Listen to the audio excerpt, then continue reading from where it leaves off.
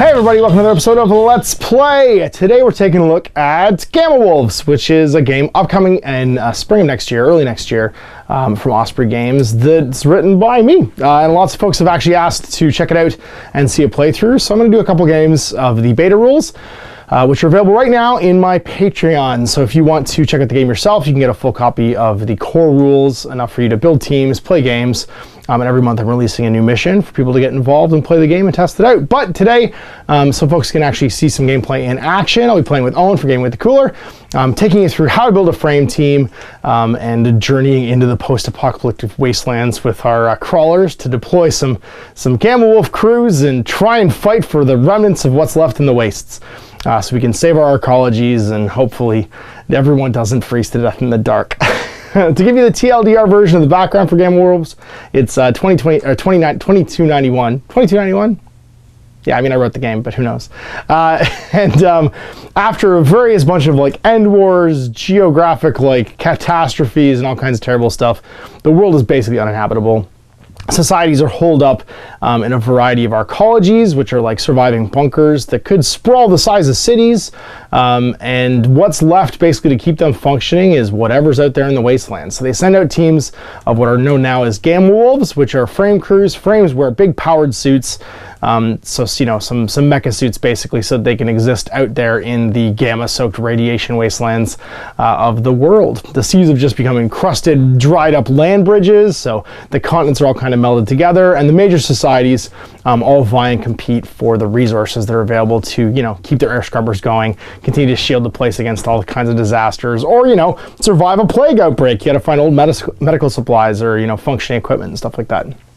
So the frame crews themselves deploy into a crawler, which is a big sort of like MacGuffin machine that will take you across the wastelands. It can hold 6 frames and a whole bunch of pilots, and those pilots can earn experience, learn skills, live, laugh, and love, and try and become legendary pilots of the Sea of Destruction, the giant wasteland in between these arcologies. They'll get to do things like visit free stations, which are the, you know, the sort of like ports of call out there in the wasteland, the little societies that form up and you know, exist as trading posts and refueling ports and stuff like that for the various arcologies and the crawlers themselves as they go in between. And yeah, compete with each other, have duels, you know, like basically fight for what's left out there. So I'm going to show you how to build a frame team right now. I've got 2 frame teams I've actually built. One for North Star, which is the surviving North American Union, basically, holed up in a bunker. Life, they say it's free, but it's not great there. And then the Berg, which is sort of a society of scientists who solve the problem of the radiation-soaked wasteland by re-engineering humanity. Unfortunately, humanity got re-engineered with a 20-year lifespan, and so you don't have a lot of veteran Berg pilots out there as their clock ticks down, and they get maybe remade. Who knows? Who knows what happens when a frame team pilot from the Berg dies? Maybe they end up in a new body. Maybe they've seen things you can't believe. Who knows? So we'll show you the teams. I'm going to walk you through how you actually build a frame team, and we'll get a game underway. So the first thing you want to do to play Gamma Wolves is find some miniatures you like. The idea behind Gamma Wolves is that it is miniature neutral. You can play with any models you like, any mecha minis you like, and it uses a standardized basing footprint for your models. So they go in different sizes from light through to heavy. So the light frames are all on bases between 40 and 50 millimeter. So here we have a lovely frame from Whisper, which you can order from Impact Minis, ready to rock and roll there with a melee weapon and an autocannon. We have a Zandri Formac. They're a medium frame. They're all on 75 to 100 mil bases, and that means that you could play with anything from Infinity models to your your like 1/144th scale Gundam kits if you want to as well, because they'll look just fine on 100 mil bases. And then your heavies, and they go on everything from 125 to 150, which is a 5 to 6 inch base. This is a miniature from a game called Armored Syndicate. I think it's out of production now, modified with some different guns and missiles and stuff. I gave it some kit bashing to make it a little bit bigger. On the other side, we got some great models from Immortal Kings. So a nice big frame here, again on a 5 inch base. With some missile launcher, big heavy laser, and a autocannon, and then some of the other ones, another heavy here on a 5 inch base with some melee weapons and a rocket pod, and some mediums as well on 3 inch bases. Now, again, these are 75 to 100 mil for mediums. You can buy great basing kits right now from the man, the legend that is Austin at Death Ray Designs. These ones are actually the Death Ray ones, and you can see they're actually marked with your arc markings. Here's little divots, which will go with some of the other accessories you'll see later on. Or you can just find, there's lots of companies out there doing MDF bases. These were some initial ones I got from a local company called Foursquare, and I just marked the arcs on them. So they're just painted on arcs, however you want. So just marked in the usual quadrants, front, back, left, and right, and that will help you to determine the area of attack and stuff for your frames. Now, once you've picked your frames, it's time to build a frame team of pilots to put them in. You don't pay any additional cost for taking a heavy frame versus a light frame, so you can really kind of just freely use the models you like. The difference will be the guns when you buy them. So guns on a heavy frame will cost more material than guns on a light frame, because obviously they're bigger and they just do more damage. And also how much weight you can carry will be differentiated by the big guys too. So there isn't something inherently better or worse about a light frame versus a heavy frame. Light frames tend to be more maneuverable. They can move faster all at once, which means they take less shots from things like snapfire, versus heavy frames who move more incrementally, take more shots from snapfire, and have a harder time dodging attacks. So while they take way more punishment than a light frame does, they have more opportunities to take punishment, and it's hard, like way harder to evade in them. And so really the idea here, the message is just use the models you like. Medium frames are all in the middle. So if you do nothing but use medium frames, you're just as fine as if you want to use a mix of lights and heavies. So once you got some models that you like, let's talk about like recruiting some pilots. All right, so once your frames are picked and you've marked your bases and stuff like that, there are some conventions. Line of sight, it's true line of sight. So the idea is that from your base, you have a volume equal to the height of your robot here, and that's what you draw your line of sight from. Measuring, it's any time. You get sophisticated sensors. These robots can basically see things from miles and miles away. They can't necessarily lock onto them, but they know how big they are and that they're moving and stuff like that. So you can always measure. Contacts are another convention where if you can't see a frame when it first gets deployed, it's just used as a marker. A bit like Infinity camo markers, and it still has a facing, so like the top here would be its front and moves around. That's the idea that the sensors, before they've actually locked on to like fire at something, they know something's there and moving around. So when you deploy, typically you deploy as a contact with the base size the same as the model you're using. That's considered to have a height the same height as the model you're using in volume. Then lock. Lock is a term meant to represent whether or not an offensive loadout is able to track and engage a hostile frame.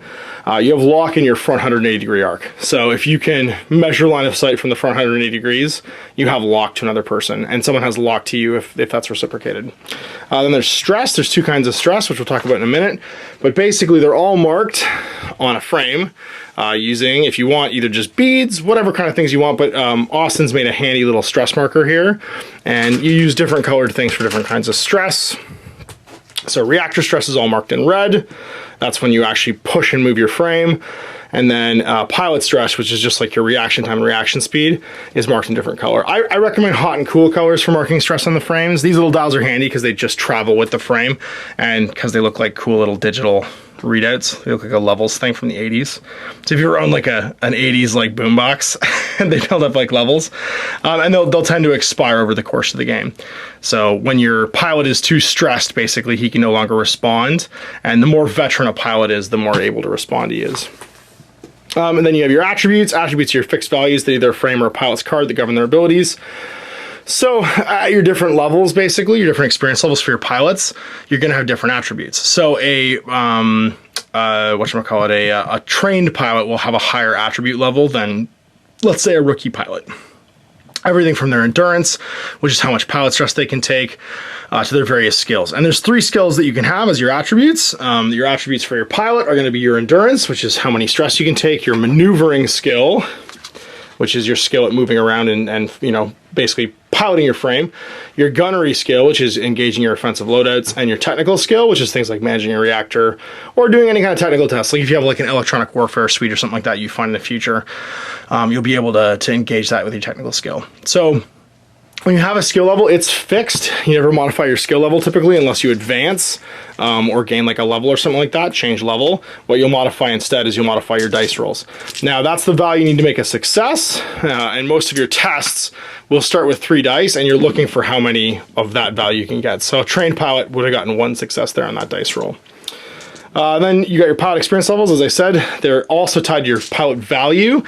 And a game of Gamma Wolves is played typically at 12 pilot value. Now, 12 pilot value is a standard engagement. Even when you're playing a campaign and you have a big roster of pilots, you'll deploy 12 pilot value worth of dudes to play in a game. Now, a pilot who is a veteran would have a pilot value of 4. It's typically linked to your endurance, so if you know what the endurance of a pilot is, it's usually the same for their pilot value. A rookie pilot would be 2, and a veteran would be, a trained guy would be 3. So when you're picking your pilots, you'll be able to add up their total value up to 12 when you're playing a game. Now, when you do that, you also have to choose which of the different arcologies you're from. So, for instance, today we have North Star and the Berg. North Star's pilot availability for initially building their stuff, they can have up to 1 veteran pilot, 2 trained pilots, and 1 or more rookie pilots. They also have a rule called Meat for the Grinder. A North Star crew can never have more veteran or trained pilots than it has rookie pilots when it's first created. So whenever a veteran or trained pilot in a North Star crew performs an evasion test, and a rookie pilot from the same crew's frame is also in lock of an active frame, they receive +1 to the evasion roll, and the rookie automatically takes a damage point. So basically, the callous veterans and trained dudes from North Star will use the rookies to take hits for them to engage other frame pilots and stuff. And this will dictate how many frames you can have. So the frame preferences as well will dictate what you can build. They can have a maximum of 1 heavy frame ever in their stable. They don't get more than 1. Up to 6 medium frames and up to 2 light frames. So when you're building out your frame bays on your crawler, you can pick 6. Those are their mins and maxes. For the Berg, they don't get a lot of veteran and rookie pilots because they come out of the tank basically fully grown and maybe even programmed with their memories. Who knows? But they get a lot of trained pilots. You don't live very long. You only live about 20 years when you're in the Berg. But they have the Humanity 2.0 quirk, the toxic soup that makes up the atmosphere in the Sea of Destruction, is easily processed by the enhanced physiology of the pilots of the Berg. They do not take damage during the cooldown phase when the body of their frame is critically damaged, but will be forced to take injuries if the body receives further damage during the engagement. So basically, if your frame gets cracked open during a game, the radiation and the toxic soup that is the air now on Earth basically starts to get in and kill you. But the guys from the Berg, they don't care. Their bodies are designed to survive it. They wear their frame suits basically to engage other frame teams and to do all the heavy lifting and stuff to recover the various bits of like old tech and stuff lying around the Sea of Destruction. Not because they need them to live, whereas these guys need them to live. The poor dudes from whatchamacallit, from the North Star arcology, they're just gonna melt basically if the toxic soup starts to get inside. And so for them, they can have up to 2 heavy frames, 4 medium frames, and 2 light frames. So they tend to have a more sort of like balanced mix of frames that they can have on their crawler, which means that they'll get to deploy those during a campaign game. So in one-off games, it doesn't really matter. Like your initial frame tech is a little less restrictive if you're just playing a pickup game. But when you're playing in a campaign, all of your frames are going to be tracking their damage between games and getting beat up and potentially destroyed or left on the table. And it'll be a little more important what you have sitting in the crawler base when you go to make an engagement. You can get new frames back by visiting your home arcology, but typically the arcology is going to demand tribute, which means turning in stuff you find.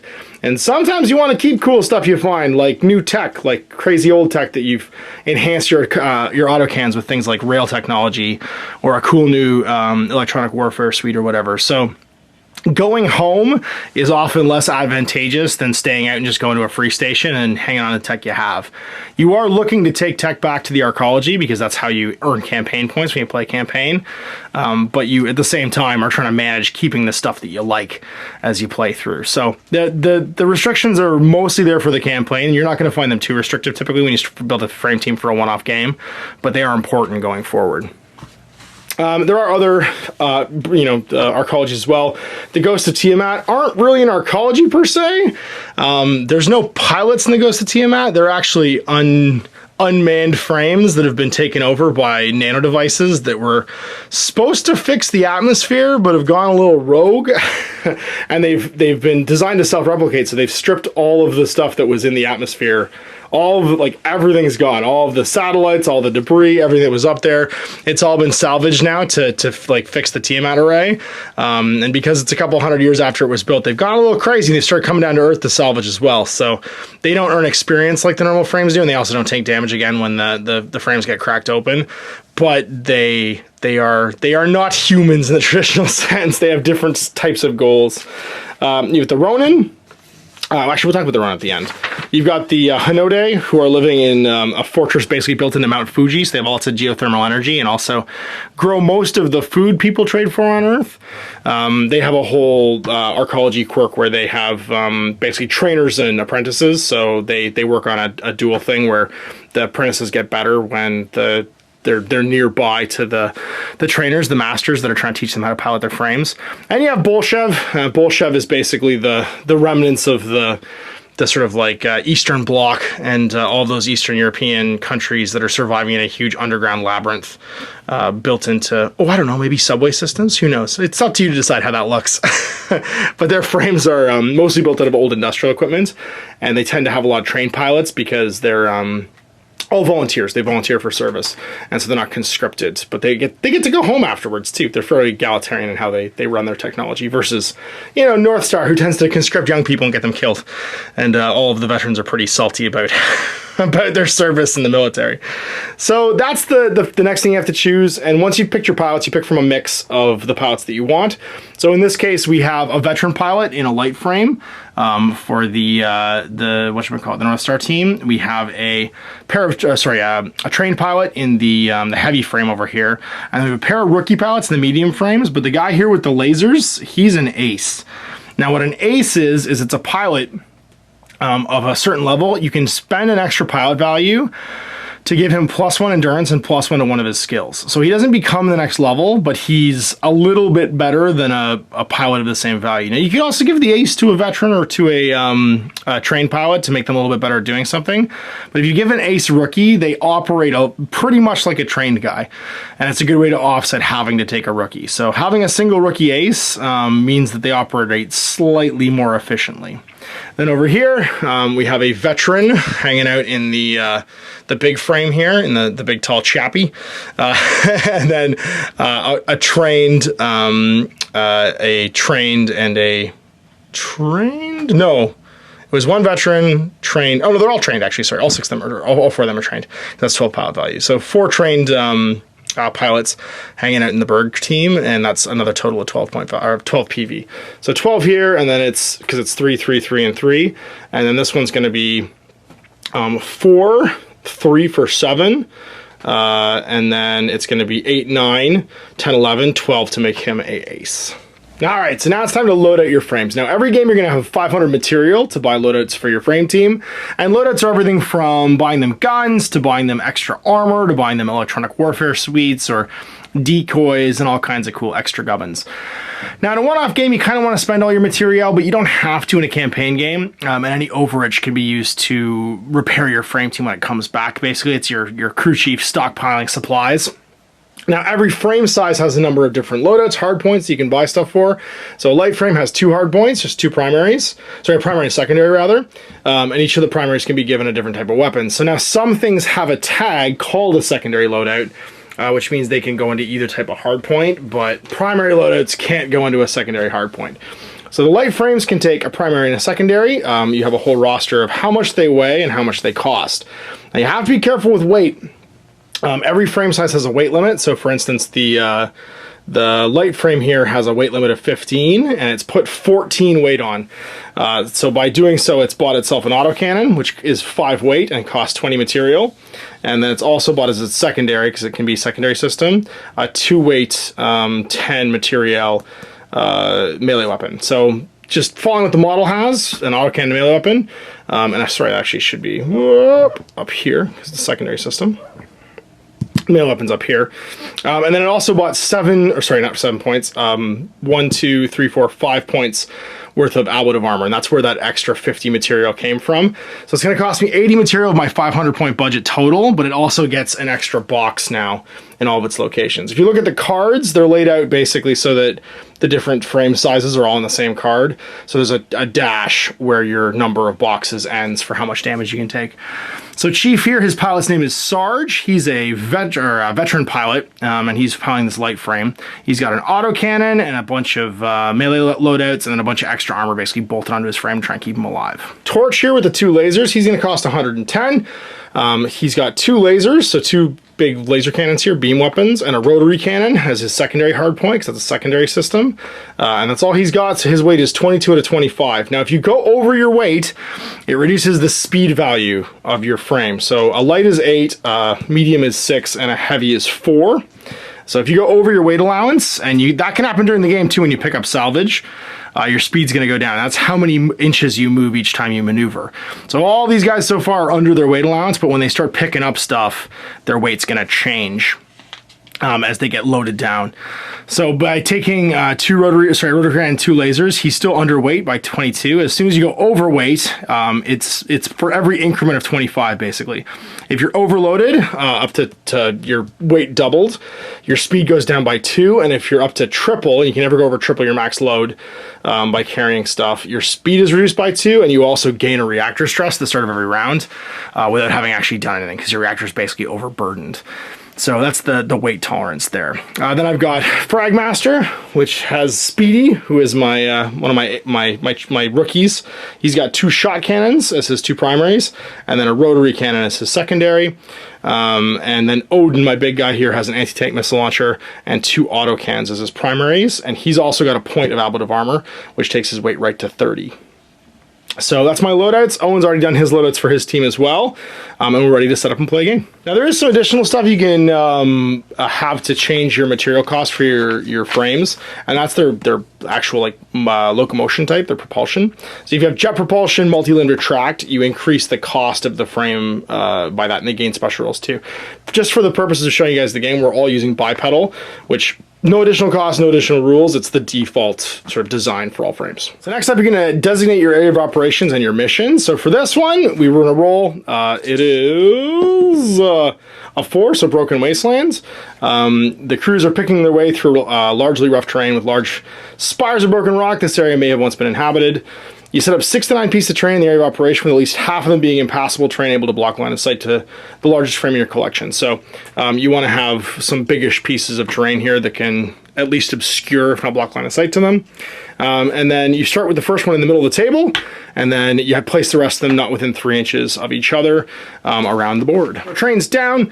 We got some great rock spires here. You can see there's some cars around. Who knows what was once here beforehand. How did the car get up there? I think that maybe used to be a parking deck that's just like pancaked. It's been like pancaked. Or maybe like erosion has just like collapsed the ground around it. Who knows? And so we have different types of terrain here. So we have impassable terrain, which is going to be all of the stuff that's like a large spire here. The frames can't moon over it unless they have a special locomotion or propulsion rule that lets them do so. And then difficult terrain, which will be the things like these, which will slow their maneuvers as they go through it. So the cars and all the rubble piles and stuff will be difficult.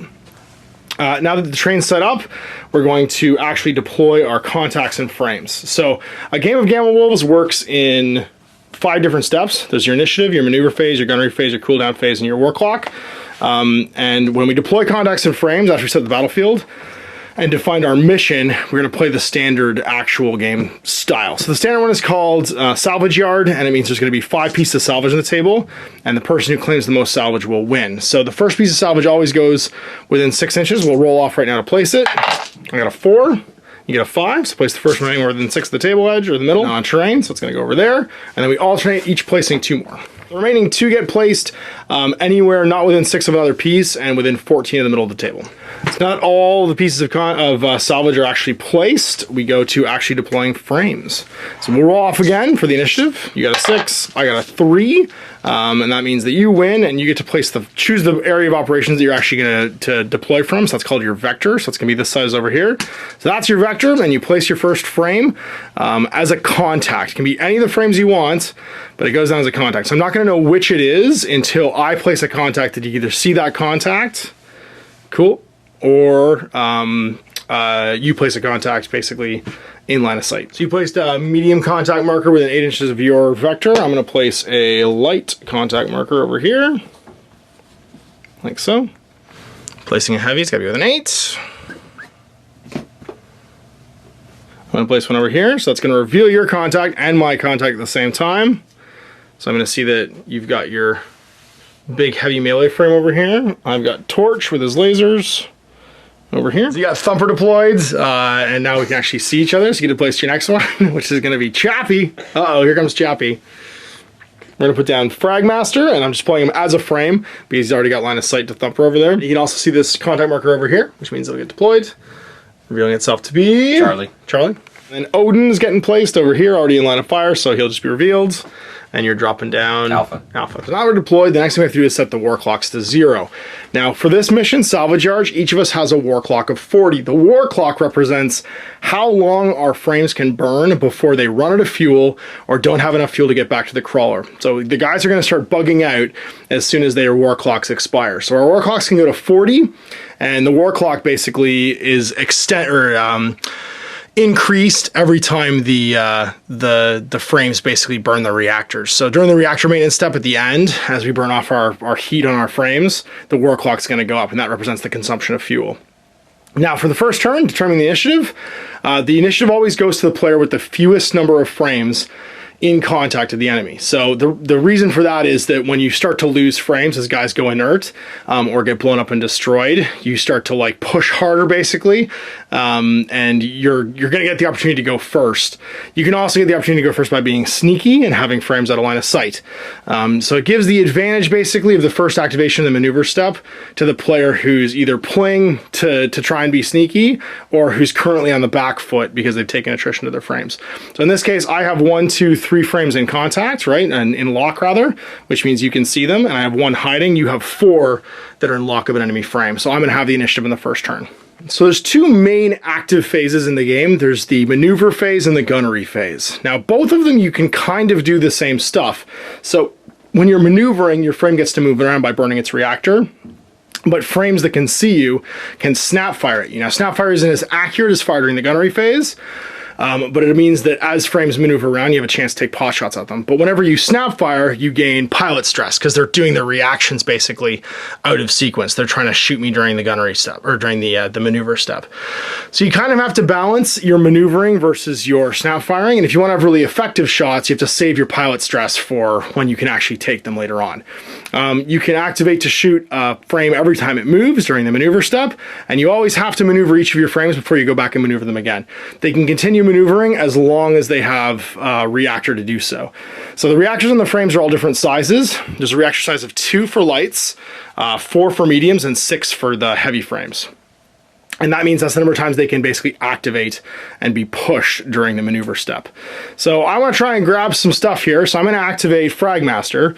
He's a medium frame, which means he can move 6 inches in his front arc every time he gains a stress. So he's going to gain a reactor stress and get to move 6 inches anywhere in his front 90 degrees. So your whole maneuver doesn't have to be in the same direction. It can be anywhere in your front 90. So he's going to go up to 6 this way. And I can make a number of turns equal to my current speed value divided by 2. So because I have a speed of 6, I can make up to 3 45-degree turns. I'm going to turn once and twice. And I think I'm happy where I am. If I moved, you can try and snap fire me for my new position. Does anyone want to take a snap fire shot? Gaining a pilot stress. -1, right? And a pilot stress. During a maneuver, I automatically count as evading, which means I'll automatically resist this with a test. And you get half your bonus dice from your loadout when you shoot at me with your snap fire, and you also can't adjust your aim. So there's going to be some penalties basically trying to do so. Now you have all trained pilots, which means they have 3 pilot stress total, and most of them have more than 1 loadout, which means most of them can attack more than once during the gunnery step too. You also have to use it to evade when you're getting shot at later on. Right. So you're happy where you are, so it's over to you, and you get to pick a frame to activate, and they can maneuver. The guy's going to just move 4. Okay, he's going to make a 4-inch in his front arc maneuver. Now he can make up to 2 turns. He's gonna turn in, gonna turn out. There you go, makes sense. Reactor, I'm gonna opt not to take a snap fire shot, I don't think, because I'm feeling pretty happy about the current maneuvering plans. So we're gonna go, and I have to pick a different frame to maneuver now. I can't pick the same frame twice. So I'm gonna go over here to Odin, and he's gonna make a maneuver. So he has a speed of 4 right now because he's not overloaded. So he's gonna pivot once. He's gonna move 4. He's gonna pivot back, and that'll be done. After he gets a stress. Gabby's gonna go. You can just move his 4. Okay, and you can make up to 2 turns if he wants. Nope. Okay. I think I will snap fire at him with Odin. So Odin can gain lock, which means he is able to see him. You're not obscured by anything at the moment, from either side, which means you are in the open. So I'm going to get +1 to my gunnery test to shoot you. So there is no cover in the sense of like penalties to shooting, but there is a bonus for the enemies being in the open. I like that better because then there's no argument about how in cover you are. You're either partially obscured or you're completely in the open. From the sophistication of the sensors on these robots, it makes more sense that you would just be there. So I'm going to gain a pilot stress. He's trained, so you can get up to 3 of these. I'm going to fire my autocannon at you. To shoot at someone, you make a test. A test is always at least 3 dice. Now, you also gain whatever your bonus dice are, halved rounding down. So for a heavy frame, an autocannon gets 3 bonus dice. Halved rounding down goes to 1. So I get to roll 4 dice to shoot you. Now, you automatically get an evade because this is during a maneuver. So an evade is using your maneuvering stat, and a shot is using your gunnery stat. So Odin is a trained pilot, which means he has a gunnery skill of 4+. You are in the open, so it goes to 3. So I'm going to roll 4 dice, and this is an opposed test, looking for 3s. You are trying to maneuver. What's your maneuver stat? 4+. Now you're in a heavy frame, and that means you're -1 to all evasion tests because you're so big. Yep. So you're going to roll 3 dice looking for 5s. We roll them all at once. I get 3 successes. Nope. And you get none. So you don't cancel any of my successes. So I go to 3 net successes. Now, if this is during the gunnery step, I could spend these to try and change the location I'm hitting you in, but I'm not going to bother. I'm going to roll to see where I actually land it. So on a 1, I land in your sensors. 3 to 5 the body, 6 the propulsion. On 2, it's one of the loadouts. I land on the loadout. So first of all, it's left and right, primary and secondary. So primary and secondary, 1 to 3. It's in the primary loadout, left and right. It's in your right one. So your right one will take 3 successes from a heavy frame autocannon. So what you do is you multiply the damage by the number of successes. It is damage 1.5. on a 1.5. So 1.5 times 3 is 3. 4.5. You don't round this up though, so it's 4 points of damage. You're gonna fill in 4 boxes. Autocannon is down to 2 boxes left. I basically shot him in the gun. You only have I wrote it on the wrong. You wrote in the wrong spot. Okay, yeah, because the laser should be the other side. It should be the right side. So it's actually in his laser then. Yes. The damage on the wrong side. Gotcha. Yep. Because he hit him in the left arm. So that's gonna be his maneuver done. So it's back to me. For the torch, he's got a 6 speed right now, so you can do it to 3 turns. He's just going to maneuver his full 6, going here, and then pivot, like so. Any snap fire? No. Okay. Going to take a walk with your medium frame. So now in his front arc, is he going to pivot? He has up to 3. He's going to pivot. Yep. Walk that direction. Pivot again. Over to here. So. Looks good. Going to bother snap firing. And so he gains a reactor stress. So now it's over to this little fella right here. He is going to make a move. Now as soon as he enters line of fire, he'll be revealed. He has a speed of 8 because he's a light, so he's going to walk over to here. And you'll be able to see him. He'll make 2 pivots. And hey, look, it's Chief. Snap fire. Not yet. Okay, so we're back to, you've got 1 unactivated one, so you're going to make a move with him, and then, or decline to move with him for the rest of the turn. We're up to 6 and make up to 3 turns. No backsies. We've all completely gone around our frames, which means we can pick a new frame to activate. I'm going to go with Fragmaster again. He's going to make a maneuver action to head over here. He has 3 pivots. He's going to pivot 1, and then move in his front arc up to here, and then pivot again. Gain a reactor stress. Snap fire response. Big guy's going to go. Popping out 2. Yep. Do some pivoting. Popping out 2. Looking at you. Not going to snap fire. Nope. Second reactor stress. We're going to go with, I guess, Odin, and he's going to maneuver. He's going to walk up his 4 in the front arc. And then just pivot to be centered. And he's shooting. Open shots. Gonna land a shot. Yeah, makes sense. Missile on me. Yeah. It's got 1 bonus die, so it goes to 0 because it's halved. So you get to make 3. Now he is a trained pilot, so I'm going to be dodging and evading on 5s. You'll be shooting on in the open. 3s. So 3s, you got it. So opposed again. Blam. 1, 2. 1, 2, 5s. Dodging both. So your net successes get canceled by my 2 successes. You get 0 total successes and no damage is applied. Now what's cool though is when you fire your missiles, you actually drop the weight of them off your frame. So while he was pretty burdened with a total weight of 31 out of 30, he's going to drop down now to 26. Every time a limited weapon fires, you drop 5 weight off the frame. So what's cool is he'll speed up actually. He needs to go back 2 inches, I think, because he only moved 2 at the time because he was overburdened. There you go, that's fine. And he'll gain a pilot stress from having fired. He's also overburdened. Okay. These guys are both going to move back too. We'll just be in the open then. That's fine, yeah. Forgot about your overburdenedness. So it's back to you. You can activate a second person. Who wants to go? Not overburdened. Yeah, not overburdened. 2, yep. And then he'll do a pivot. And then 4 more. 4. Looks good. And then pivot again just to face forward. All right, Chief's going to go. He's going to dash his 8 again. Heading this way. He gets a whole bunch of turns. So he's going to pivot and go 8 over to here. And then pivot again. And that's his reactor done. And he's shooting. Big fella, now that he's dropped some weight, gets to move again. And he'll make up to 2 pivots. Again, reactor. Not going to shoot you again. We'll brawl till we fall later. I'm going to go with Torch. He'll activate, and I think he's actually going to move backwards now that you've decided to come this way. So his normal movement in his front arc is his full speed. He moves at half speed in the side and rear arcs. So his normal movement being 6, he can move 3 backwards and still make some turns. So he's going to back up a little bit. If you'd like to snap fire, you can. No, still like that. Going all the way around, it's back to you. You've got just this fellow to go. If you want to come towards me, you can. And get into a gunfight. No. Gonna go lateral? He's gonna go lateral 3. Makes sense. All right, so we've all gone through activations again. So now Chief can no longer activate. He's got his 2 reactor on him. He's not gonna be able to push and move any further. So we're gonna go with Fragmaster, I think. And he's gonna move his 6. He's gonna pivot. He gets 2 pivots, or 3 pivots, sorry. He's gonna pivot 1. Go inside his front arc to here, and then pivot back, go to 3. Your medium frame's gonna go? Only have 1 left after this. That's right, but he could interact with that salvage marker if he wants to pick it up. Not quite. He's just gonna move up a bit. Okay. All right, so that's you. Back to me. He can't go, so it's gonna be Odin. Odin's just gonna take a step forward. He's gonna go his 4. So he'll head 4 this way. Getting out of thing, and then move turn twice. Just once, like that. Go to 3 pilot or 3 reactor. Coming. Big fella. Now you could interact with that if you want right now, or you could move. Nope, we're moving. Okay. All right, so it's back to Torch. I feel like we're in a happy place, so we're just going to push our reactor to maneuver slightly on our sides. We can turn up to 3 times over like this. Are we done? Locking up with your next heavy. Can go up to 4. No, 2, sorry, because he's overburdened right now. He just wants to be able to see your big guy. Yeah, makes sense. And he's going to face. We're happy not to do any snap fire right now, so I think that's my round done, because I can't activate Chief again, so you've got 1 left. Yep.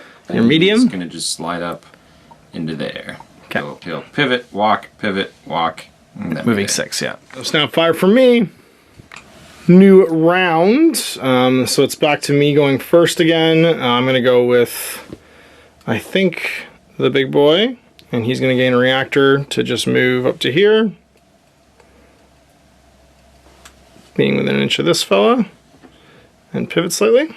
So you're done activating. You've decided that you are happy with your reactor stress the way you are. No, sorry, I'm not going to shoot you. Is what I meant. Oh, you're not going to just pick up this piece of treasure. Okay, so burning a reactor to make what's called a salvage action. So it's just like a maneuver, except it triggers snapfire and you don't move, and you're going to load that on board your frame. So he basically scoops down, extends magnetic grapples, whatever it is, to grab that salvage. Your weight immediately increases by 10. Yeah. Which means that his weight's going to go from 24 to 34, so his movement will be reduced down to 4 inches instead of 6 inches. Much the same over here. We're going to load the salvage on board Fragmaster, which will also increase his weight and reduce his speed down to 4. Not going to snap fire. Okay, so the nice thing about when you're shooting at someone who is loading stuff on is they don't get any kind of dodge, because it's not actually maneuver action, so they don't evade. But of course, if you're firing limited ammo or things that... Oh, really? Oh, really? Yeah. So you can still do it. I think you still are obscured to me, though, because Yep. I'm behind this rock. Yeah, I also got this partially obscuring me. Yeah. Yeah. I mean, I'm always obscured no matter when you snap fire, because you have your dice. So it's the same shooting someone obscured as... Yep. But you just don't get the +1 to that hit. It was that I can't combine them because it would speed me up. That's gotcha. Yeah, you want to drop the Yeah. rockets. You know what? We'll shoot you anyway. We're gonna fire some rockets. Rocket pods? Yep. All right, so rocket pods have a bonus number of dice of what? 4. 4? It's gonna be 2. Okay. Going to 5. This is rocket packs, rather. Yep. Hitting on a 4+, because you're trained. Hitting on 4s. So I have no evades against this, but you hit me 4 times, and where do they land? So in the 5 is the body. Yep. So how much damage? And then each rocket is 1 damage. So 5 damage to the body. It's frag and blast. Frag means that inside optimal range. I have the penalty basically, and then blast would be if guys were nearby, they would take damage to the body too because it's exploding around them. So no blast damage to anybody nearby because they're not nearby, and I didn't make any defense tests, so the frag penalty gets applied to that. But it did do a big spike of damage into me. Back to you for your next maneuver. And we're gonna pick up some more money box. Okay, more fun bucks with his last reactor, because now he's fully stressed as well. Yep. And his speed goes up, so his maneuver goes down to 4. Torch is gonna go, getting another reactor, and we're just gonna pivot to make sure our front weight is covering all options and be done. Big fella's gonna walk up. Yep. Now his weight was reduced by 5, but he's still pretty overburdened. You're right. As he moves forward. And he'll just sit like that, I suppose. Not gonna shoot. Yeah, we are gonna shoot. Okay. So we're gonna fire frag cannons. We're in optimal range, which is 10. We're gonna get 2 bonus dice because we have 4 normally on a shot cannon, which goes down to 2 because it's half, because it's snap fire. Now he is, unfortunately, just a rookie. He needs 5s to hit, but you are evading on 5s as well. I got 6 dice here. Actually, sorry, you're evading on 6s because it's frag, because it's in optimal range, and it's a shot cannon. So I hit you twice, and you're evading on 6s. Evade 1, so it's gonna do 1 damage to the shield. 5, which is the shield, yeah. So it's coming in your front arc, which means your ballistic shield's gonna absorb all the damage until it's gone. And so he'll take a pilot stress, and it's back to you. No one else is gonna maneuver. All right, so the round comes back to me then. I'm just gonna go with Odin, and he's gonna take this thing on board. If you'd like to snap fire. Gonna snap fire with who? With Alpha over here. Okay. He's gonna fire his laser. Oh, okay. So there's eye laser here, which is a beam weapon. No, sorry, that one's only range 18. Oh, never mind. 24. Oh, gotcha, okay. So everything out of range is not going to fire it. It's a suboptimal range, which means you can still fire it. It's the exact same as firing it snapfire. Because all it means when you're suboptimal outside of range is that you're having your dice. So snap firing at suboptimal range is kind of irrelevant. So yeah, we'll still fire the laser then. Because all the guns have an effectively unlimited range, because, I mean, look at the size of these things, right? They just have a range at which they're more effective than others. So you're having your dice, because you're firing at suboptimal. From 1 to 0? Sure. So 3 dice on 4s. You got it.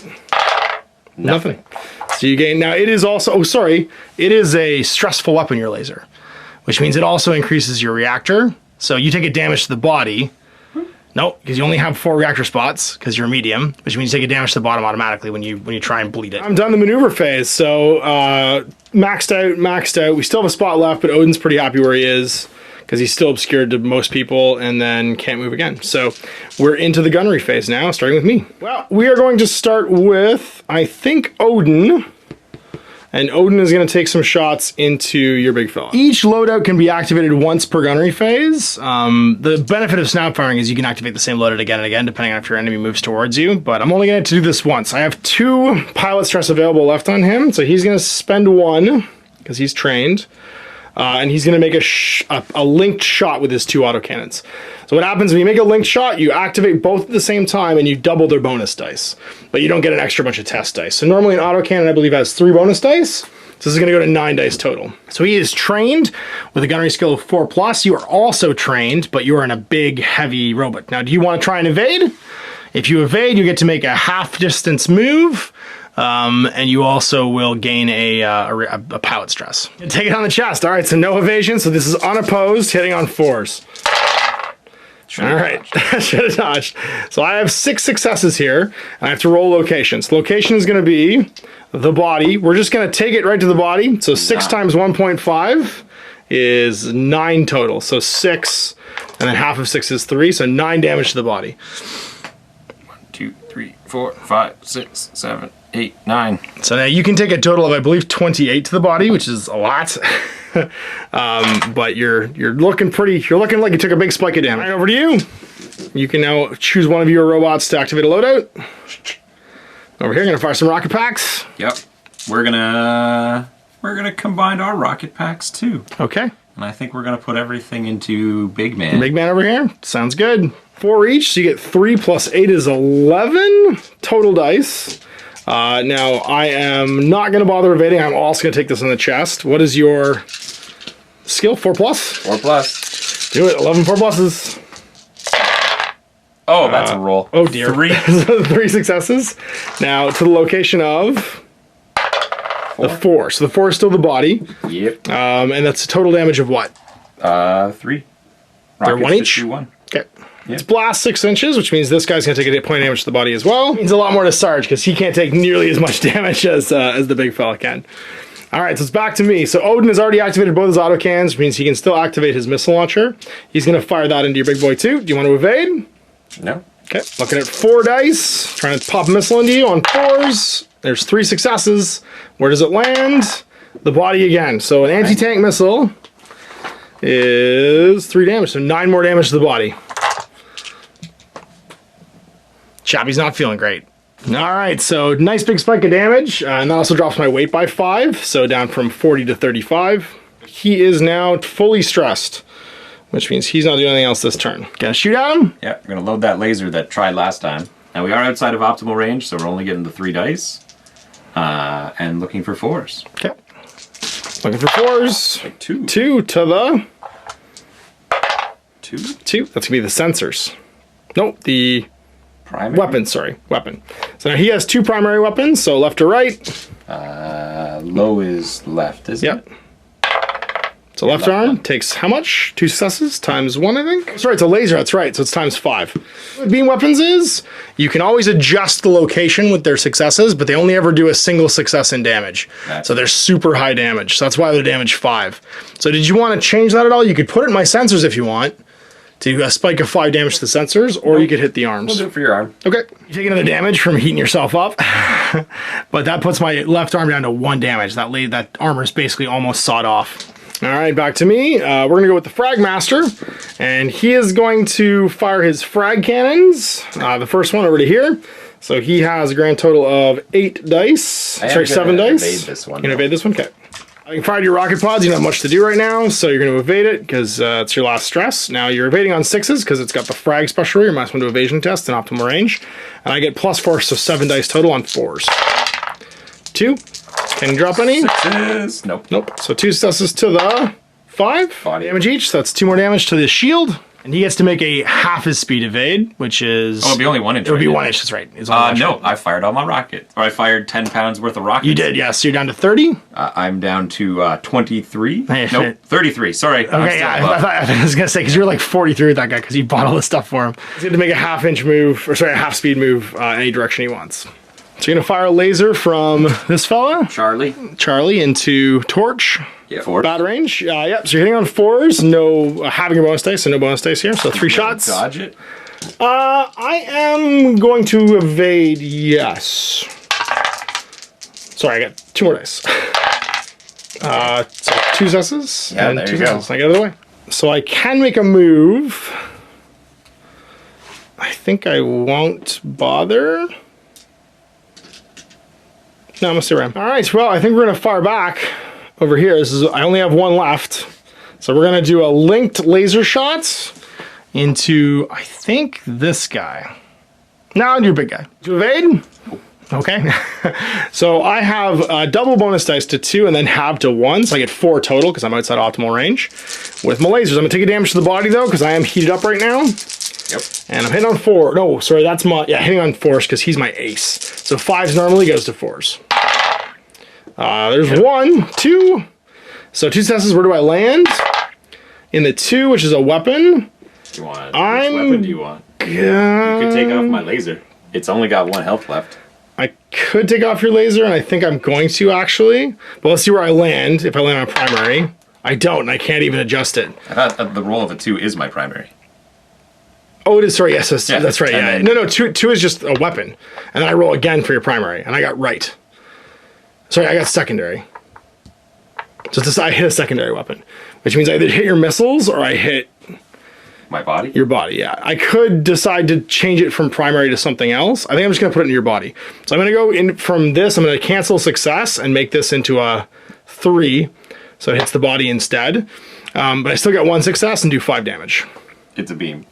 It's a beam weapon, yeah. There we go. Gonna go with the big fella? Yep, he's nearly dead. Chappie's going down. He's gonna go down shooting your big guy. That makes sense. So he's gonna fire at you with his autocannon first. Okay. You can't dodge it, hitting on 4s. You got it. 6 dice. each 6 counts as 2. That's right, because the we'll assault add those roll. ones back on. And then, so we've got 6 successes. To the 2, which is a weapon. You could cancel it and put it in the body by putting it up by 1, or put it into the sensors by taking it down by 1. Keep it in the weapon. And then, is it a primary or secondary? Secondary? Yep, so it's going to be my missiles. You have a secondary, there we go. So then it's going to be 3, 6, 9 damage to your missiles. Okay, so 9 damage to Odin's missiles. His secondaries can take 6, the rest bleeds into his body. So it's going to blow off the AT missiles, the remainder, and then he's going to take 3 more into that. When a location becomes disabled that's a loadout, it might explode. Roll a die. On a 6, the ammunition detonates. It does not. All right, so it's Chief's turn. He's just going to fire his autocannon, I guess, into the big fella here. So it's 6 dice on 2s right now because I'm a veteran and you are in the open. So no evasion possible because you're maxed out right now for your stress. And I hit you 4 times. Goes back to the sensors. Oh, sorry, it's assault. That's right. I hit you 6 times to the sensors, which is 6 damage, I believe. Sorry, only 0.5 damage. So 6 is 3 damage total to your sensors. Yeah, and the shields will take it. So you're down to 2. The shield is almost collapsed. And he is just about done. Well, actually, sorry, he can only fire that thing once, so he is done. Big man's last shot. Who's he going to shoot at? He's going to shoot again, and he is going to fire. The question is, do we shoot our laser or our missile? If our laser, try and take the other arm off, take the left arm off here. Heat myself up again. Yep. Hitting on 4s. Should have fired the So you got 3 successes. Where does it land? 3. Body. So you can make it a 2 by canceling a success and hit a loadout. I do want to make it a loadout. Okay, and then you roll again to see if it's primary or secondary. It's primary, which is what you want, and then left to right, and you want left. I'll just pick it with the beam ability? Well, you have to roll. Oh. Yeah. You rolled 5, which is what, my right? Which is unhurt right now, right? Yeah. So it takes 6 damage and is destroyed. It is. Odin is not feeling great. It's got 1 active arm left, and it's pretty beat up. Yeah, I am done. My 2 rookies are fully... sorry, actually, my rookie over here could still fire. Because he's got an endurance of 3. So he's going to fire into Odin, or into, sorry, Chappie again. Can't fire my lasers, so it's going to have to be the rotary cannons. And they're at suboptimal range. 4 bonus dice go to 2. You're a medium. You have 5 bonus dice. Oh, that's right. Yeah, sorry. 5 bonus dice goes to still 2. Same thing. Yeah. On 4s, because he is a ace. And there's 1, 2, 3. And assault weapons, like his 4 dice total. The 3. So what's that landing me on? I'm not gonna. It's primary loadout because I want to kill his laser. So I'm gonna cancel success. No, you only have 4 successes. Yep. If you cancel one, you won't kill it because you're only doing 0.5 damage. Oh, it has 2 left, doesn't it? It has 2 left because I'm a big guy. So you either do 2 damage to my body. I'll do 2 damage to your body. Try and crack you open. 1 damage somewhere else. Yeah, try and crack you open. I am done. I think you've got a shot left here, but all your weapons have fired. Nope, my assault gun has. Assault gun hasn't fired yet. There you go. And it's gonna fire now. In 2. You're a big guy. Makes sense. Limbless. That makes sense. We're fine. Going for 4 dice. 2 successes. 2 successes. Yep. Now this one is also assault. So you get 3 total because you rolled a 6. And then where do they go? 2. Which is my weapons. Oh, that's perfect. You only have 1 weapon, right? Yeah. Oh, you just have to roll because otherwise it goes to the body. It is a secondary. So you got my secondary weapons, which is my AT missiles. It goes right to the body. I could spend. Unless you could make that. It, yeah. right? But it would only do 1 point of damage then. And you still have to roll again. You still have to roll again. We're going for it. Okay. And spend 2. Okay. And try and hit. I'm hitting your primary now. You want to hit the left. So 1 to 3. Nope. 1 damage to your body. Okay. Done firing, so gonna go over to here. Autocannon shots. Autocannon long Shoot a torch. Yep. Yep. So suboptimal. So half dice. 4 dice. What do you got? Looking for 4s. 2 to the body. I think that's everyone fully maxed out. Either all their weapon systems are fired or they're completely maxed out for stress. So you go to the end phase. So now we're going to manage our reactors, starting with the player that had the initiative, which is me. So I pick a frame and I manage my reactor. Now, depending on your frame size, you get an automatic number of net successes, and you make a skill check for a technical roll. So light frames automatically get 1 success, and his technical skill is 3+ to manage his reactor. So I get another success, which means both my reactor heat come off, and my war clock goes up by 2. It's over to you. Cooldown on him, so 4+. Now you're a heavy frame. You automatically get 3 successes.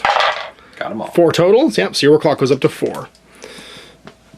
Now, if I'd not managed to make my roll here, I can also spend additional pilot stress to to add to the technical test, basically. For him, he's got a pilot value of 4+ because he's trained, and he gets 3 extra successes. Gets them all, so all 5 come off. Got a 7 for the war clock. Big fella, yeah, chappy on 4s, so 5 come off. He only has 4. Puts your war clock at 8. I get 2 successes for a medium, and he passes on 5s.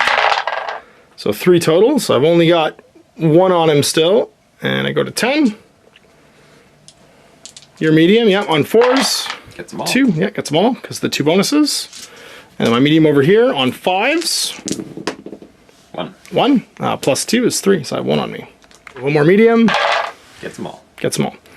So I'm going to go to 13, and you're going to go plus 4 to 12. 16. 16, that's right.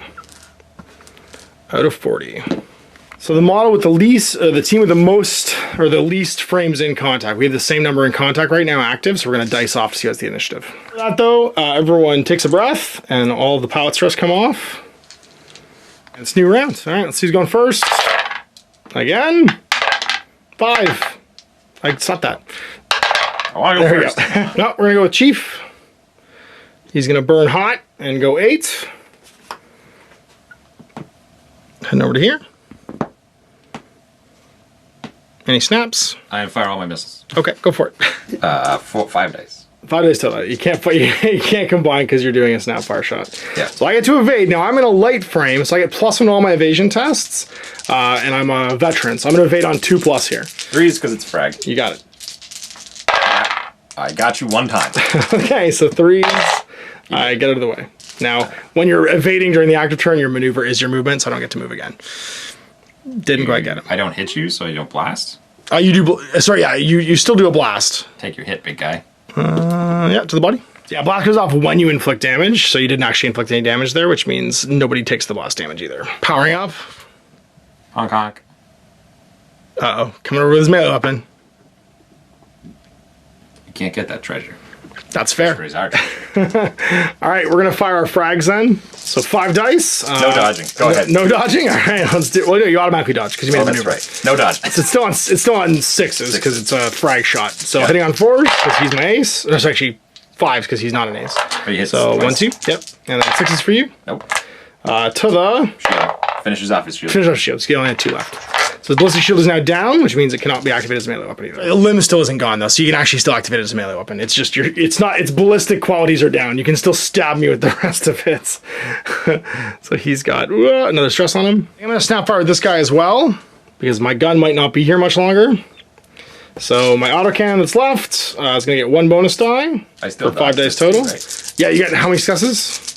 Did you get any 5s? I rolled 6s, but this is not. It's applied to all of them. It's applied to all of them though. Oh, the frag mod still counts? No. You roll the dice once I don't remember what and I rolled. apply the successes. So like Okay. the 6s would count against him, the Yeah, 5s I would count. see. I think you got 1 5. Okay. So let's say you got roll 1 it 5 on 4. So One 2 hits, so 1 damage to the Relevant now. 6, which is your propulsion. Yeah. It's over to me now. So we're going to, I think, just decide not to move here. He's just not moving. Yeah. I might move a Someone little else has bit. to move? Now he's going to move a little bit. He's going to turn. He's going to move 6 up to here, and then he's going to turn. Shots. Yeah, he's gonna shoot you. Okay, all going to shoot me. Blam, blam, blam. Go for it. So I roll once and applies to everything. So I got Yep. 4s, or sorry, he's my HP still a rookie, so 5s to dodge. I got 1 success. Okay, and then they're all shooting lasers. Okay, so they all take a reactor as well. Yep. So first laser, Okay. looking for 4s, gets 2. Gets so 1 it gets total. in. And then where does it hit? Your body. Take Okay, 5. take 5. Beam. Gets 3, so it gets through, and 2 is to the weapon system. And you can't move it because it's snapfire. It goes to the 4, which is secondary. Just 5 to your secondary. Okay, 5, and it blows off my Yep. rotor cannon. It's laser. Only 1 success, Cancel. so you dodge that one. All right, over to you. That's how you snap fire? little man's gonna go. He's gonna just advance to the rear, Going 2. 2 inches back. I'm going to shoot you. Yes. No, I'm not. Yes, I am. Yes, I am. Shoot you with my laser. I'll heat up 1. I'm actually not going to do that. I'm just going to sit still. I'm going to sit still. I'm good. Odin's going to go. He is overburdened, so he's only moving 2. Which means... Oh, no, sorry. He's fired all his missile. No, he has not fired all his missiles because No, they got they're destroyed. gone, yeah. No, they got destroyed. They're not fired though, which means the wreckage is like still holding me back. So I'm just gonna go 2 sideways like this. Well, we're still gonna shoot you with these 2 little guys. Okay. Laser. And fire your laser and your last rocket, your missile rather. So laser for him. They're each gonna gain a pilot. The rocket's gonna be 3 dice. Getting 2 successes. Okay, and I evade on 5s and evade nothing. And then to the 2, which is a weapon system. Okay. No, 2 is the brain. Yep. Isn't Weapons. it? No weapon system. Weapons. Primary, secondary. You want low here. Nope. It's a secondary, and you can't adjust it, so it just goes to hits my you in the body. 6 damage. Laser. Misses. Okay. You get to move. This little guy is gonna move. And he's gonna just go 2 inches back, half his speed, getting out of line of fire of basically everybody. Yeah.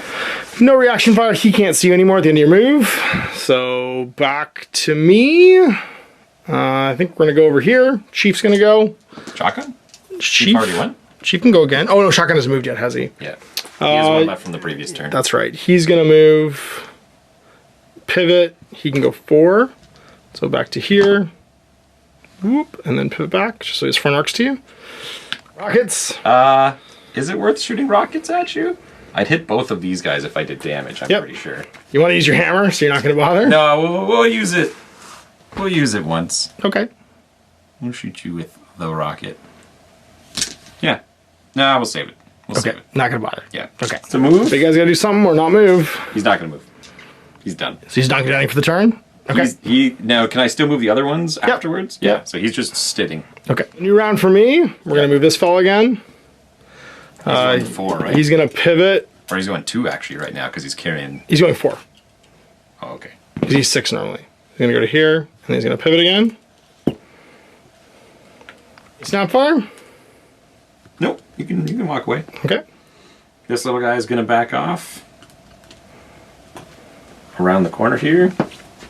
And he gets 2 pivots, right? Yep. 1, 2. He's moving. No line of fire, so he's going to get away with that one. Well, we're going to go with Chief.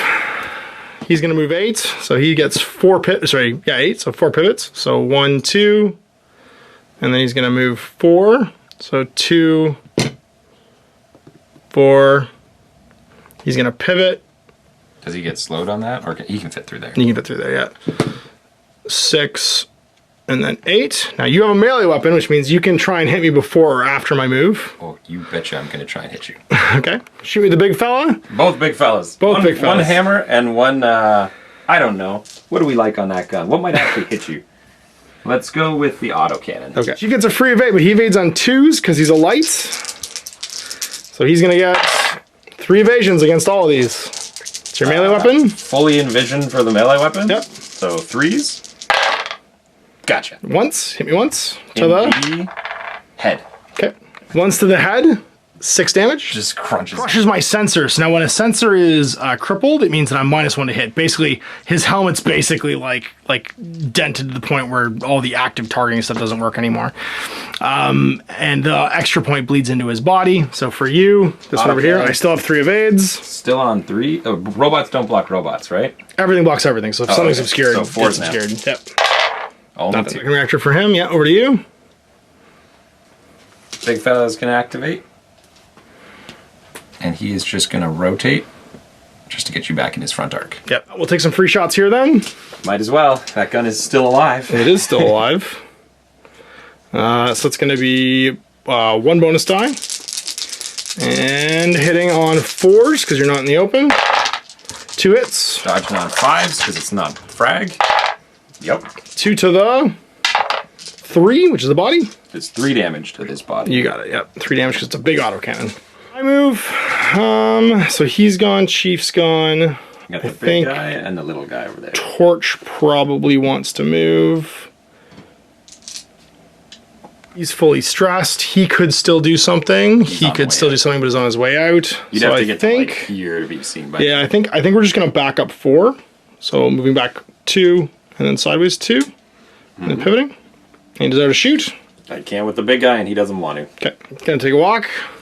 I have 4 inches movement, so I have 2 turns. Yep. And I go 1.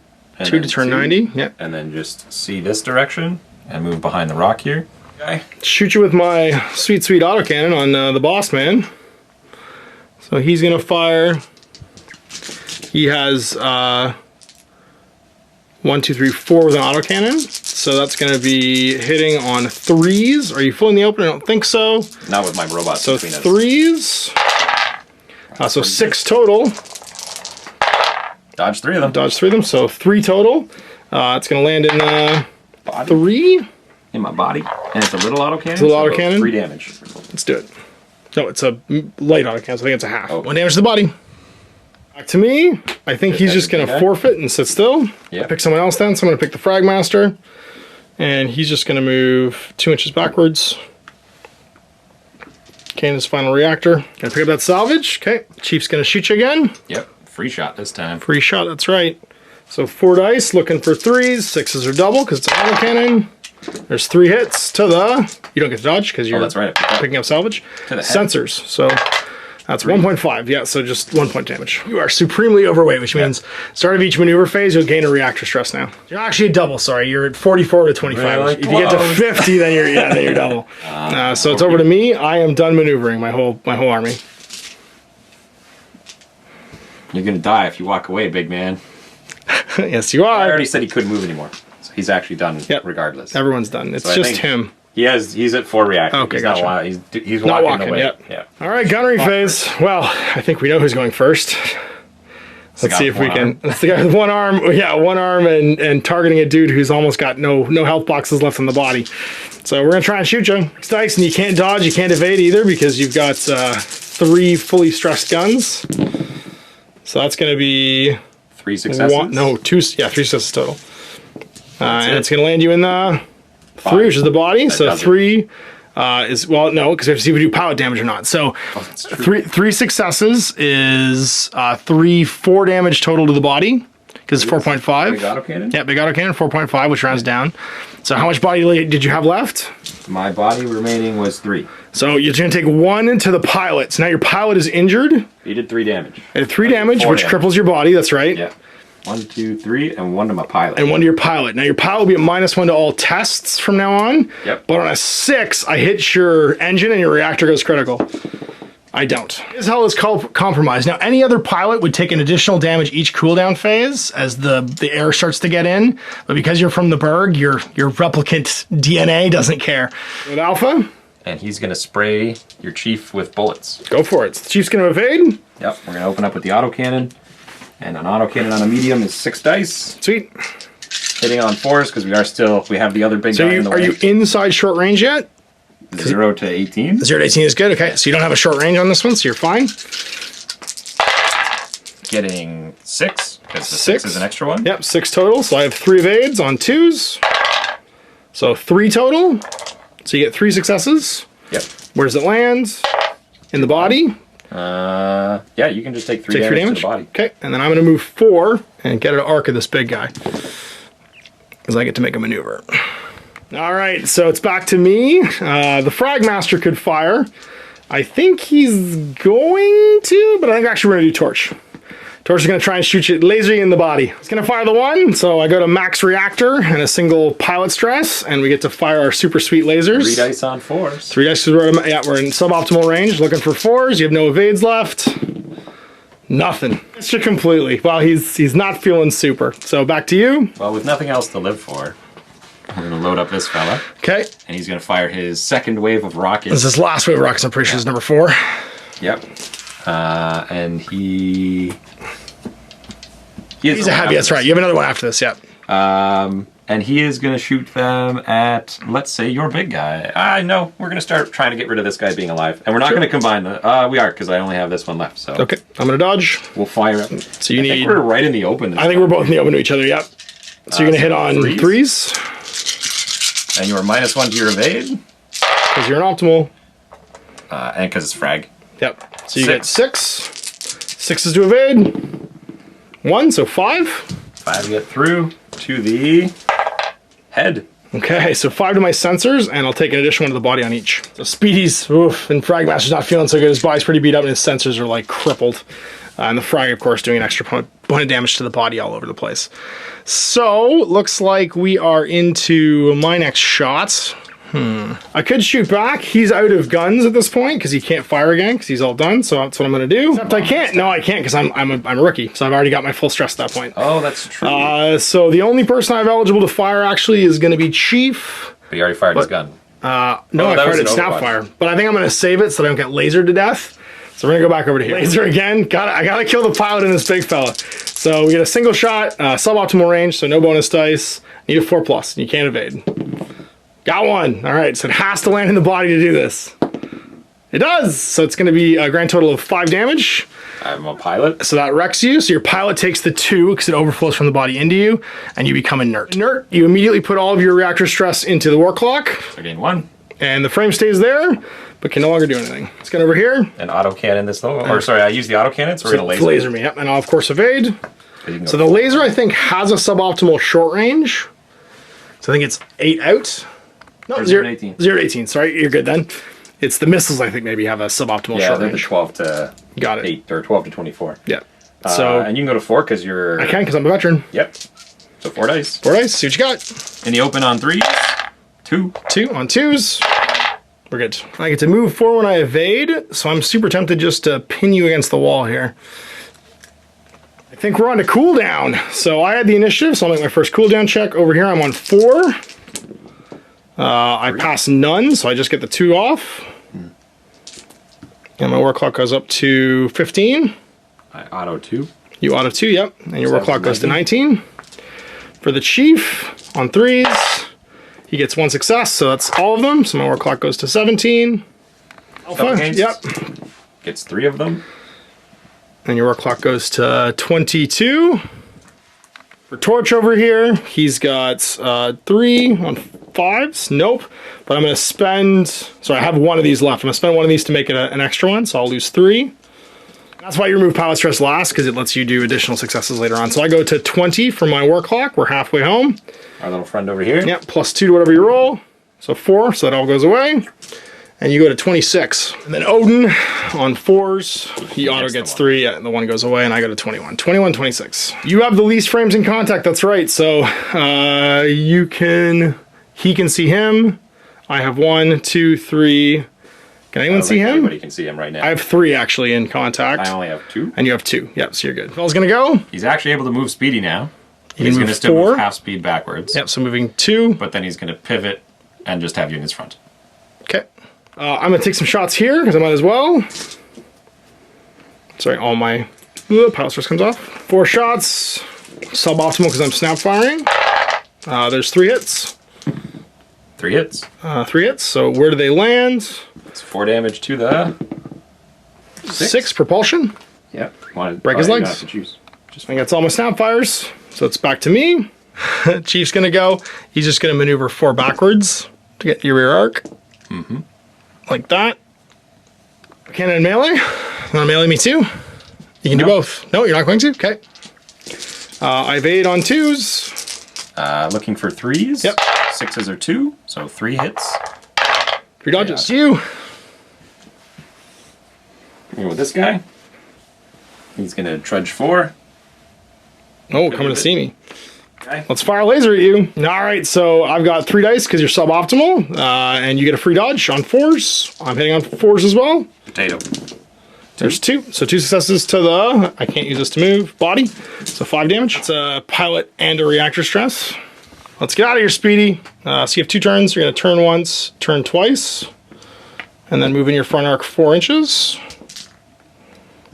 Heading this way. Take some shots. Take a pilot stress. And you'll have 1 pod or 1 rocket salvo left after this. What's the mods for shooting in the back? So you're shooting me in the rear, which means now, or sorry, in the side or rear. So it depends on which arc, which vector it's actually coming from, because you will get a plus to hit bonus. So this is my rear arc. So it looks like I'm still. The majority of you is in my side. So you get +1 instead of +2. Cool. Looking for 3s. Do it. 3s. 4 and 5's to dodge. 1, so 3 successes to the Body. 5 body. So I've gone with him and him, so it's back to you. Big fella's gonna go. The medium one, yeah. He can only move 4. He's still not super slow, but he's certainly not fast. Moving out. Then we'll rotate a little bit. Feature the big boy. Okay. Second pilot stress on him, so it's going to be 4 dice. I think I'll shoot you with the boss too. Yep. No, you know what? No, I'm not going to bother. I'm not going to bother with him. He'll save him to dodge. I figured. Yeah. So hitting on 4s because suboptimal. There's 3 successes total. Nope. No dodges. So 3 to the sensors. So that's going to be 4 damage. 4.5 round down. Sensors are getting pretty hurt, but not quite dead yet. Odin's just going to sit still and forfeit the rest of his movement. And you're done. So I'm going to forfeit the rest of my movement here as well, which means the only one left to move is Chief and him, and we're into a new round. You go first. Backing up again. Stay a while, little friend. Sure, I'll hit you with my melee weapon. My shiv, 2 dice bonus, halves down to 1. I'm going to hit you. Well, I get to pick the location. So let's see if I hit you on 2s because you're in the open. Melee, you just pick? Yeah, melee you always pick. Oh, so when I hit you with my hammer, I didn't have to roll. Oh, you I didn't. could have That's just right. broken your legs. You could have broken my legs. Oh, it wouldn't have broken them. It would be the same either way. Do you want to move the damage? You No, can. it's fine. Yeah. I like crushing your head. Because you're -1 to hit right now, right? I am. That's why I'm hitting on 3s. He hits on 2s? He would because you're in the open. Oh, that's true. I dodged 1. Okay, so that's going to be 3 successes total. So that's 3 successes, which will be where are you beat up. Almost break his head. Yeah. He's got 4 left in his head. Everything else is pretty good. I'm going to hit you in the laser. It's my move. The Frag Master's going to go, and he's going to go 4. And head up to here. Whoop, and then he's going to pivot.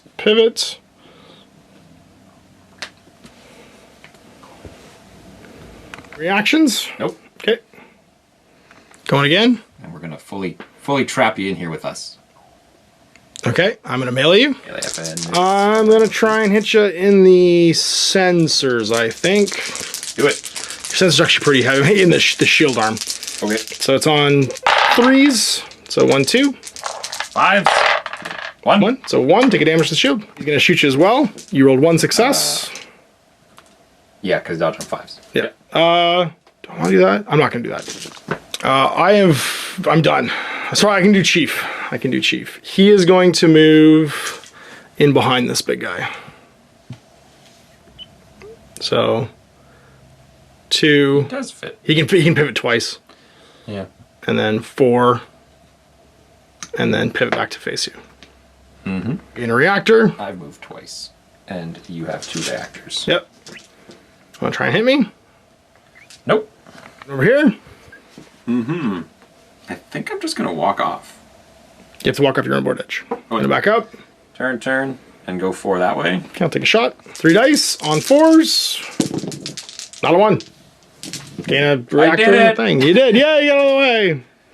Reaction to pilot stress. I'm done. I've either reacted out or forfeited my movement. And he is only 2, that's right. That's right.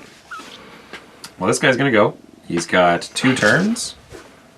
Is it 45 or 45. 45. 45. And then moving in his front arc for 4 to there.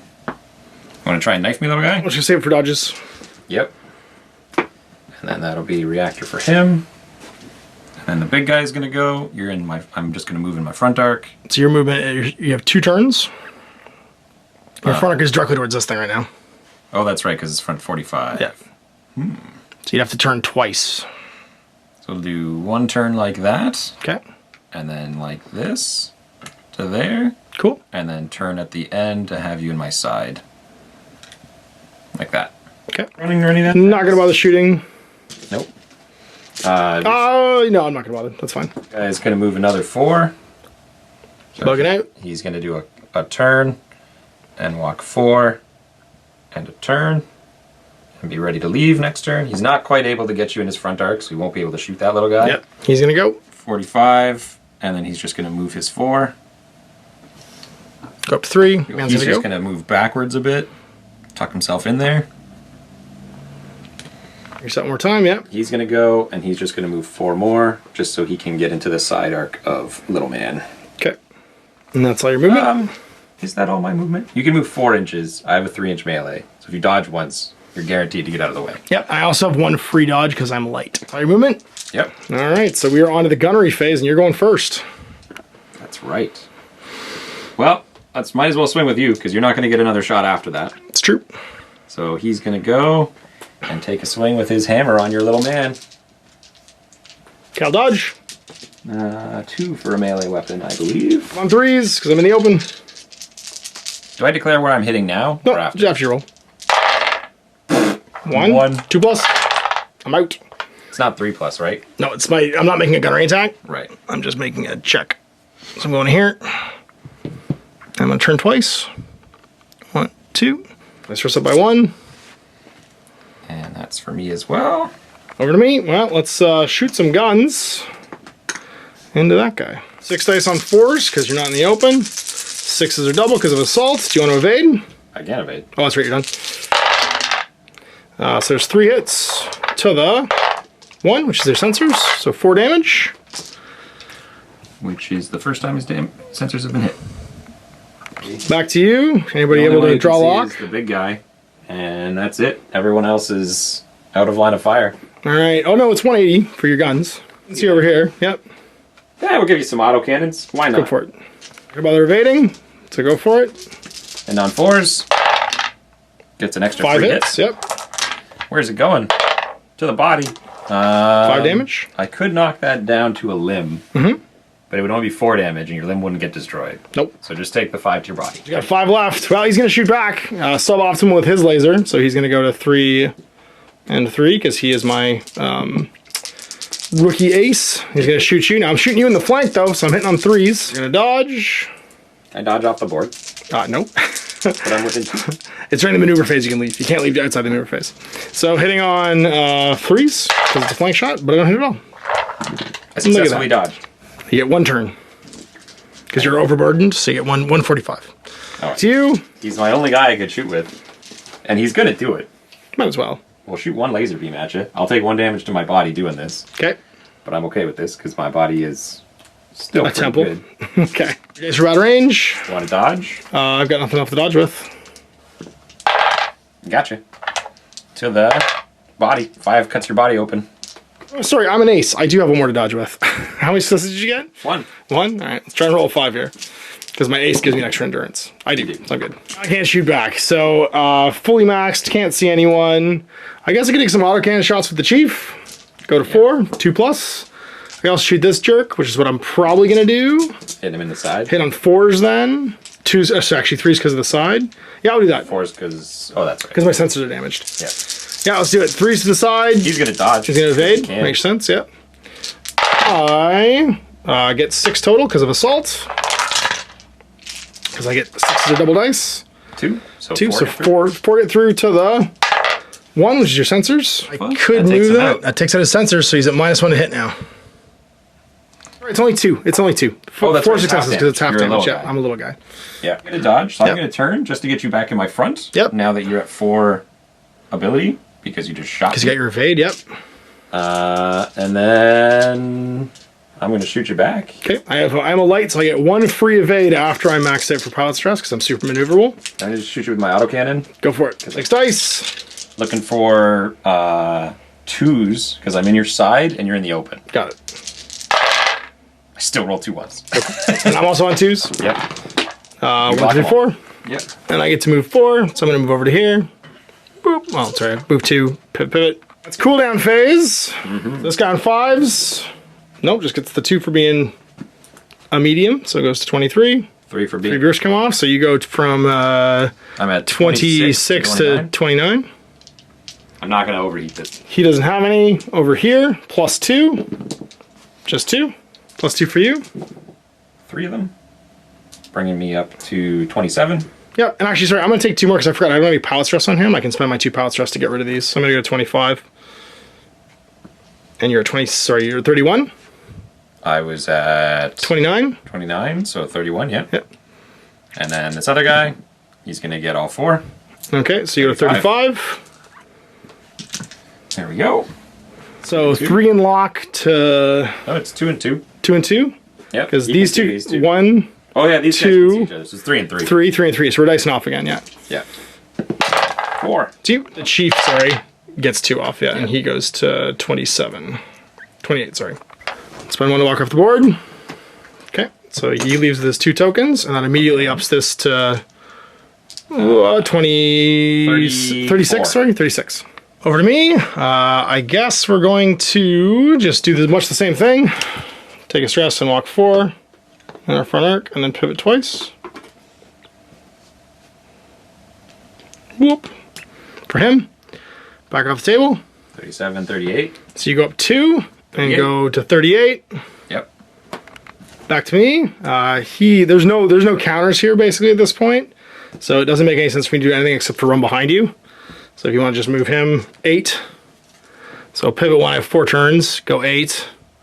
Get to like here. Yeah, and just be behind you at the end of it all. Whee. I'm gonna take a swing at you. Might as well free evade because your melee range is 3 inches on a big guy. Yep. So your sensors are damaged yet? No, I didn't quite get them. He's not even hurt. Like, yep. Okay. 3's in the open. Gets 2. 2s to dodge. We're good. All right, so it's back to me. You've got any rocket packs left? That was me. That was me. You just made a free swing at me. Oh, it is you now. Yeah, right, yeah. So it is me. Does he want to move? Now, if I run out of heat and he's stuck on the board, I can't go away, right? So during the cooldown phase, if you hit your war clock and I don't, the game ends at the end of that turn. You're gonna bug out, and he's stuck. Well, no, he'll just automatically flee. Oh, okay. All right. Then it makes sense for me. The difference is if you hit your war clock and flee, he's gonna. Well, he's already dead, right? Right, but I get to salvage him because you leave him behind. You gonna not move? Okay. Yep. We're gonna take 1 over here to maneuver to be able to see him. Heading up 6 and pivoting. Yep. Just making sure there's something between the two of us. Snapfire? Nope. Okay, so he's also going to opt to do nothing, which means... Little guy, little guy, little guy? Yeah, he's going to leave the table. My war clock goes up by 2. So it goes to... It's at 28, 29, 30. To me again, he's just going to move into your rear arc and turn to face you. Not going to bother hitting me. Nope, there you go. Okay. You want to move that guy? Nope, he's done. Cool. So that's, I think, all of the maneuvering. So you have the priority for gunnery. Yeah, I do. Do anything? All right, I'm going to shoot you here. Cool. I'm going to evade.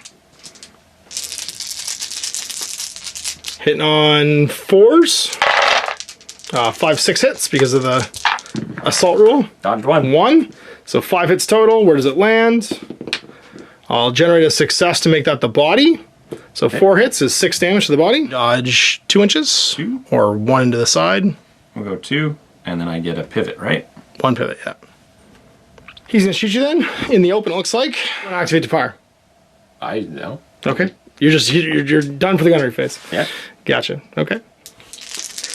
Take some shots. So suboptimal, so 3 dice. Looking for 4s, 4s, 3s because you're in the open. There's 3 hits. Nope. Only dodged 1. Yep. So lands in the body. I'll do 5 damage. Yeah. Backwards 2 inches. If you want to go on your rear arc. Yeah. Give it again. Little guy in my front, so you don't get any bonuses to hit me. Okay.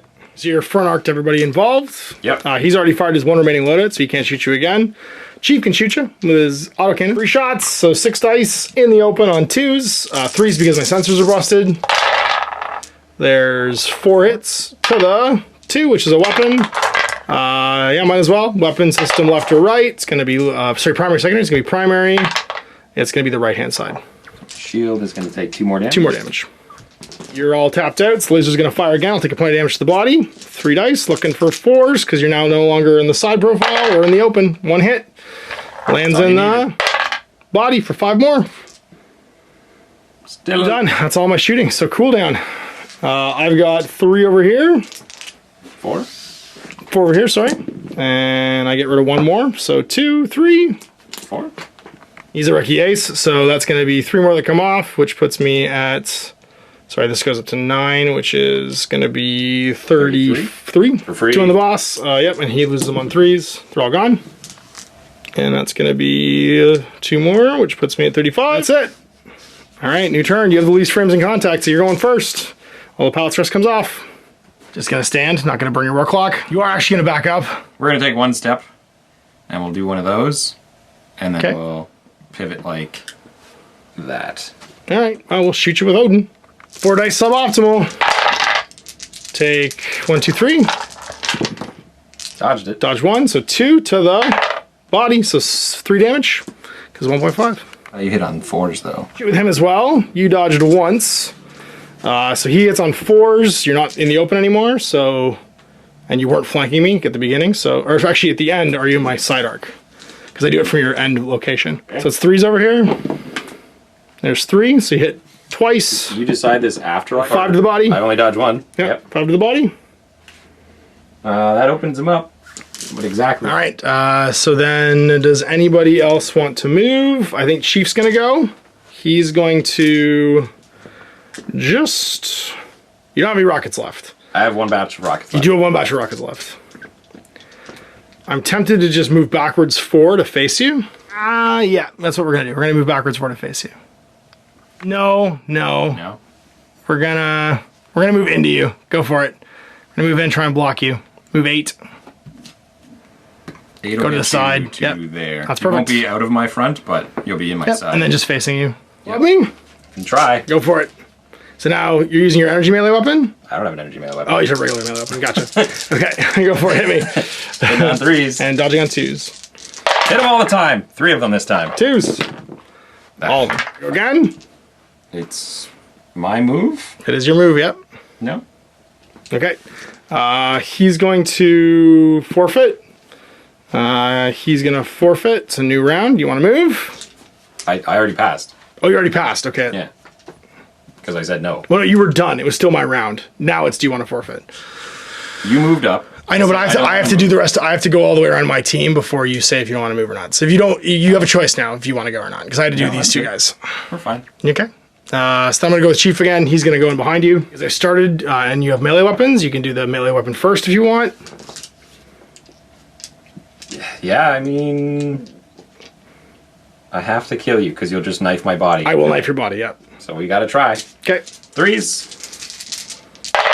All 4. Whoa, it's going to land no matter what I do. So 1 lands. Where's it land? What could I break on a small boy? Pick anything. So you're going to do 5 flat damage, right? 6 flat damage. 6 flat damage. You could break my melee weapon. You could break my autocannon. You could break my body. Actually, you'll do a point of damage to me as well. Oh, you do is that guy 6? taking damage? Because Actually break my body completely and do 2 points damage to Chief if you hit him. Well, let's do that. Let's just do, because his sensors are gone. Yep. You break my gun, or sorry, you break my melee weapon, and if you hit me again, I'm dead. Nicely done. All right. It is shooting, so you get to go first. You go first. I'm not shooting. I pass. Okay. I'm going over here. I'm going to shoot you in the flank with my laser. I'm a dodge. So hitting on 3s because it's a flank shot. And I am an ace rookie. So 3 shots. Looking for 3s. There's 3. 1 gets 3. All right. Does it land in your body and kill you? Nope. Nope. In the head, and my head laughs. Takes 5. You have to do a maneuver if you want. Yep. And you can go 1 turn up to 45. Or I could walk forward. You could do that. We're going to go this, and then I could do 2 turns? 1 turn. You move half speed. You only move 2. Oh, move half speed. 2. When you make an evade, yeah, you only move 2. Okay. And then 145. 145, like that. All right. Would you like to fire? I can't. You're not gonna melee? You're gonna fire your rockets? I can't. Okay. Oh, you're maxed out. Okay. Well, let's shoot the outcan then. What do we got? He never maneuvered. He should just have one of these on him. So 6 dice, and you can't evade. Hitting on, you're not in the open, so 4s. Yep. Odin's got no damage to his pilot. There's 4 hits. 4. Hitting the body. Yep. Does, and that's going to take him out. Yep. So your pilot goes down, he goes inert, your war clock goes up by 1 to 29 or 39, but neither war clock expires, but you have no frames on the table at the end phase. My war clock, yep, so I have 2, 3 total, which at the most puts me at 28 or 38. 4 or 5, sorry, which puts me at 40 exactly. So my war clock expires or there's no frames left on the table. It's not going to matter either way. The only difference is he'll have to make a maneuver check and get at least 1 success to hang on to his salvage marker in a campaign game. And I do. So I hang on to it when I flee. Okay. So for every salvage marker you're carrying, if you're still on the table when your war clock expires, you got to make a maneuver. And for each pass, you get to keep carrying one when you get off the table. Got it. So it's going to be 2 to 3 for the Berg frame team at the end of all this. But they will have lost 2 heavy frames. Yep. So the nice thing is you don't technically hold the table, but I actually leave because of my war clock. Clock times because out my clock times out exactly. And the difference there is I don't seize these automatically because I'm not holding the table. Gotcha. And get to strip them for the remaining damage and parts. Now in the post game, we'd make injury rolls to see what happens to the pilots. We would also have to repair our frames. So for the frames, it's going to cost you basically your parts that you find when this is all said and done to fill in each damage box. I could also, if I'd held the table, strip these guys. So however many remaining damage boxes they had left on them, I could use their parts and slag these frames to fix my own guys. Yep. These guys, I can't pilot them because like whatever their onboard systems are, they're just, we don't read the language, we don't understand how they work, but we can still pull the nuts and bolts off them to fix our guys and then load them out for the next game. Now we'd also get our salvage tokens that could be salvaged for parts and also potentially for rare tech. Old tech that we find in the waste. You'd have 3 rolls to my 2, and then at the end of it all, we'd have a choice. Do we want to go back to a free station and try and like trade in our parts or our rare stuff at the old parts market and try and see if the black market can repair them for us to fit them to our frames? Or if in your case you've got 2 frames down, do you go back to base and barter some of the rare tech that you just found to resupply your team to get some frames back? Of course, because you still, or I didn't hold the table at the end of it because I bugged out, you'd actually have the ability to get your frames back, but they would be super damaged and in need of an extreme amount of repair because they take on a huge amount of like dings and stuff. But this is just a one-off game, so we're not going to record any of that stuff for right now. This is just to show you the core rules. And the next mission we'll play is going to be the hunting grounds, where one frame team is actually ambushing another. So I hope you enjoyed that look at Gamma Wolves. All right, so there you go. A first look at Gamma Wolves. Do it next year from Osprey. Yeah, like I said before, you can get the core rules, which is everything we played with today, minus the campaign rules and rules for building frame teams from all the different arcologies, along with the Ronin, who are the free station dudes. If you are on my Patreon, it'll be updated every month with a new mission, right up until the book's release. And yeah, and you can start collecting some models. Death Ray Designs, which is linked below, is going to have all the bases, as well as the arcs measuring widgets and stuff for tracking all of your heat and reactors and stuff as well. So yeah, if you want to take a look at Gamma Wolves or get some models ready to play it when the book finally drops and is out in full, feel free to jump on. And you can also check out the Facebook group, which I'll link in the video description. So if you enjoyed that look at Gamma Wolves, big thanks to Owen for helping me show you the game and for you guys to watch. And until next time, I'm Ash. Happy Wargaming.